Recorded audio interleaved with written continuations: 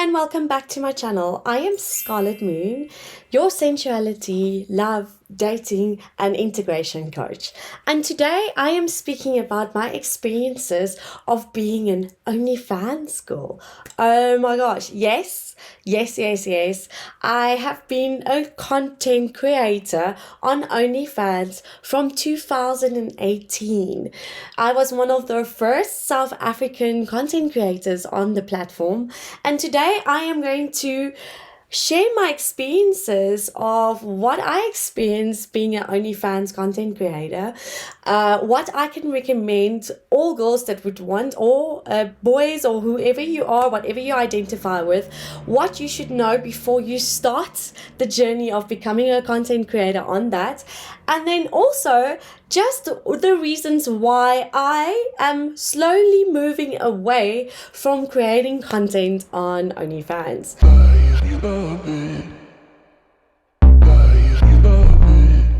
Yes, you heard that right. If you do follow me on OnlyFans, sadly, the era is coming to an end. I'm not saying I'm not going to create content at all anymore. I am just slowly moving away and concentrating on my other passions because I have plenty. How did I become a content creator on OnlyFans, you may ask? All right, so let's start off. First things first, back in the day, it feels like so long ago, especially like after COVID and all of this, like we have all gone through a lot, all right? It feels like ages ago, but before, around about 2017, 16, around about there, I have been doing modeling for over 16 years now.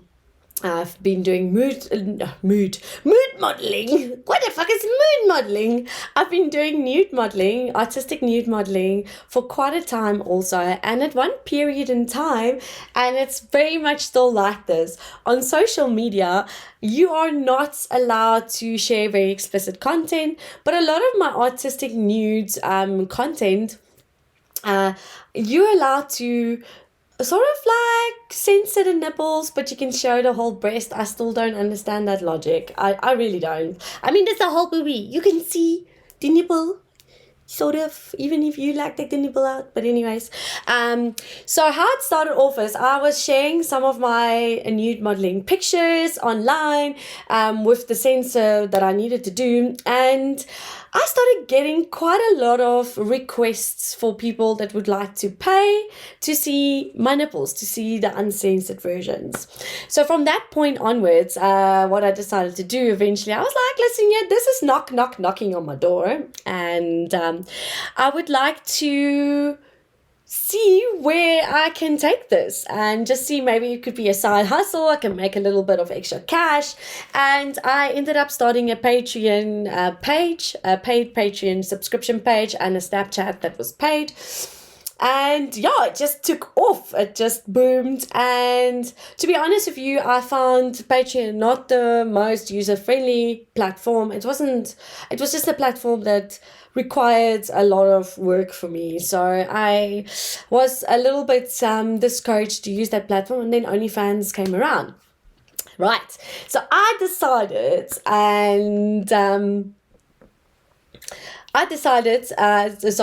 my mind went like, oh, there, like, what the fuck? Computer says no. I decided I'm going to move over to OnlyFans. And yeah, like, it was quite a lucrative game. What I did was, most of the times, the reasons why I did this is I used the dollars and that as the side hustle for me when I traveled for spending money. So it was really like, it was a big gift for me, okay, to do this. And long story short, COVID happened, and the funniest thing for me was, like, South Africans never ever wanted to pay for content. They were all like, blah blah blah blah, why would I want to pay for the free on Pornhub?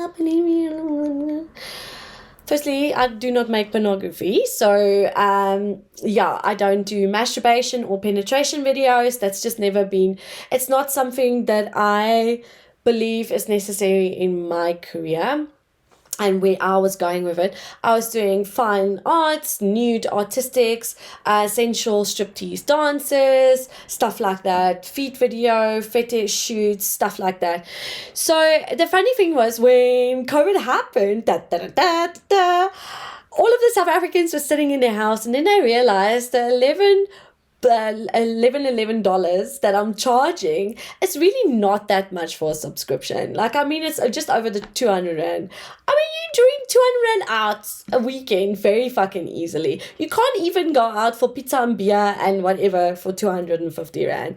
So everyone started subscribing, and then bam, bitches, it just took off. It really just took off. I've been on TV, I've been on radios, I've been interviewed, I've been in newspapers. I coached several girls to do OnlyFans, and because of COVID and being a professional dancer, actress, and model, and my coaching business, I had a production company also that booked quite a lot of entertainment for corporate functions and private events.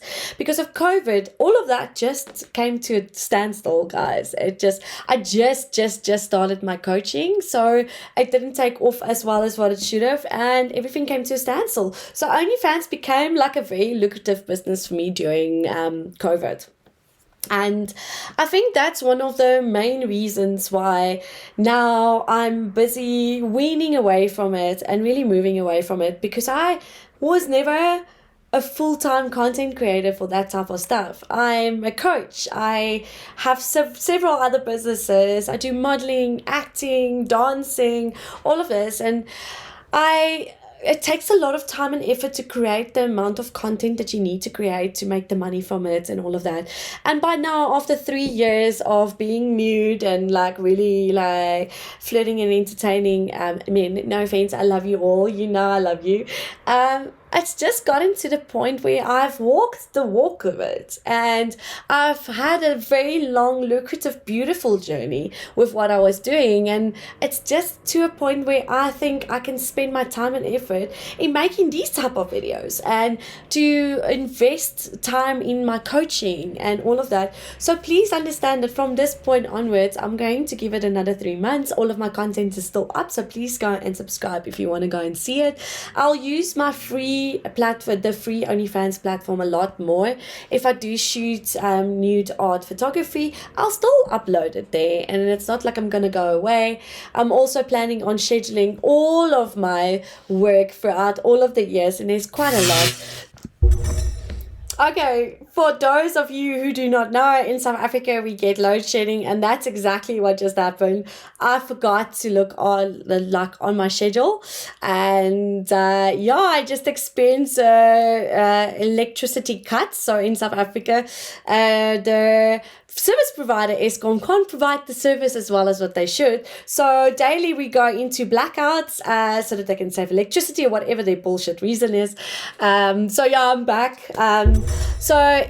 I am going to be uploading most of my content throughout the year on my free platform for anyone to still pay per view. That's where I'm going with this journey.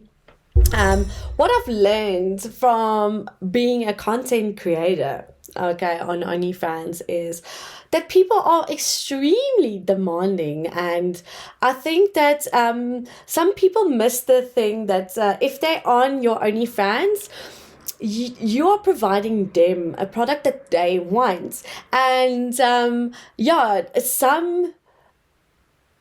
subscribers really got very demanding. Like if I didn't want to do something, openly you can see my menu, you know exactly what I do as a content creator, so it's not it wasn't like a surprise for anyone if I didn't want to do anything. But then I would be either called all sorts of names, or they'll try and force me into, or be like very obsessive with trying to get me to do what they want me to do.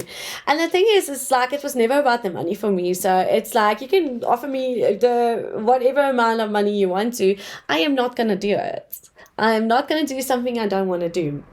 So that's one thing, is if you are thinking about starting OnlyFans, understand that you need to be clear with what your boundaries are and what your brand is all about. Because if you start being wishy-washy in between and start stepping over like those little blurred, and like the lines get blurred very easily. So if you start showing those weaknesses, you're going to find yourself doing things eventually that you do not want to do. Other things that I've realized is that content gets leaked. It gets leaked, guys. So if you are really keen to start one, understand and ask yourself the question is, how would you feel if your content does get leaked? How would you feel about it? Because this is the reality in life. Unfortunately, life, anything on the internet, the internet is always there. So whatever goes onto it, it's going to stay there for quite a long time. And there's a lot of girls that I have coached, and I also worked with Carte Blanche, and I've done several investigations with legal, with police and with everyone, with intimate images being leaked and sent out without consent. This is a very real reality. And understand, if you send things through WhatsApp and all of that, you never know where these pictures can land up. So if you do want to start an account, ask yourself, how would you feel if it does get leaked? What impact will it have on your life? Because this is the reality. This is what can happen. It really can happen. It will happen. There is about 50% chance that somewhere someone's going to leak your content.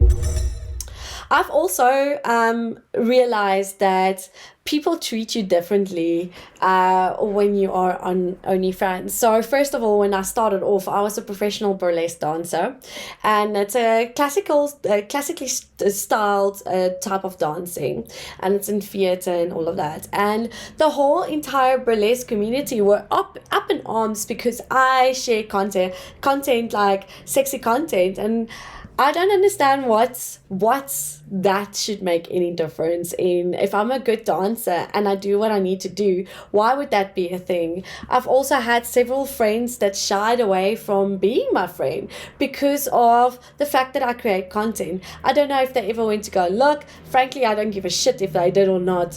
If they didn't want to be my friend because they judged me because of what I do to pay my bread and butter and my bills, then they shouldn't be in my life at all. So definitely understand that people do judge you differently when they know what you do. And I didn't even shoot full on pornography, and I had several people.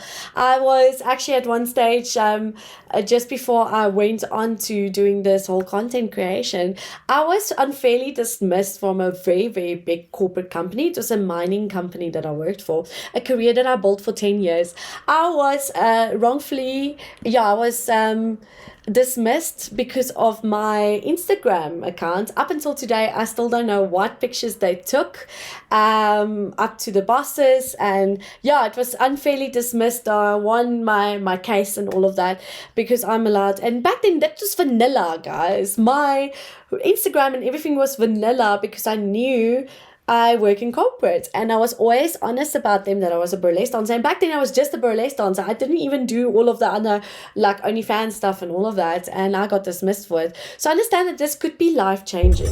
Another thing that you need to understand is that it takes up a lot of time and effort, and that's one thing I did learn. If you want to do anything good in life, especially for a business, even for just a side hustle, you need to understand is you're going to at least invest up to 5 hours a day to really spend on promoting yourself, editing videos, doing all of these things. Yes, you can pay people to do all of these things, but then again, it just takes away from the money. So understand that yes, okay, you're going to, let's say, shoot pornography, and you're going to be like on OnlyFans, and you're going to make big cash. What is the reason why someone will pay you to see what you're doing instead of just going to get it for free? So understand that you need a very strong brand and you need a following, and those things take time and effort. So it's not an easy hustle. I've had times where I didn't want to shoot content, but I needed to because people already paid for it. So understand that it's not easy. It's not just bam bitches, I'm going to be fucking rich because I'm showing my hoo-ha on the internet. No. no, it doesn't work like that.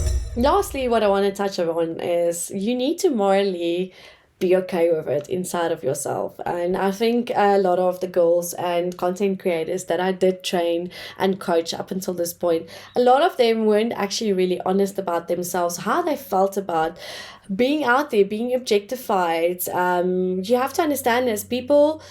And unfortunately, this is where life is sex workers are regarded as less than a normal human being. And I think that's really something that you have to ask yourself. Are you actually okay to do this? Are you going to be okay to tell people about it? Or are you going to always live in shame and fear and hide what you do? And I do understand that some just really can't share that. But that's where that question comes in. Are you okay with it? Am I going to be okay to live a double life? Am I going to be okay if people know what I do? And I just chose the route of being honest. That's just who I am. I don't fucking lie. I don't hide anything. I'm an open book. Like, I'm on the internet everywhere. So I've always been the black sheep of the family and the one that does everything that's freaking wrong and all of that. So I went for the route. I opted for the route of being honest, and that's why I'm here. And I will definitely be sharing a lot more on this topic and try and help everyone that I possibly can. There's a few other interesting sections that I'm going to be sharing, like what my experience was being an exotic dancer. Yes, guys, for a moment in my life, I decided I want to see how it feels to be a stripper. And I did do that. So I'm going to be sharing all of that. So like and subscribe, hit that button, and yeah, check you later.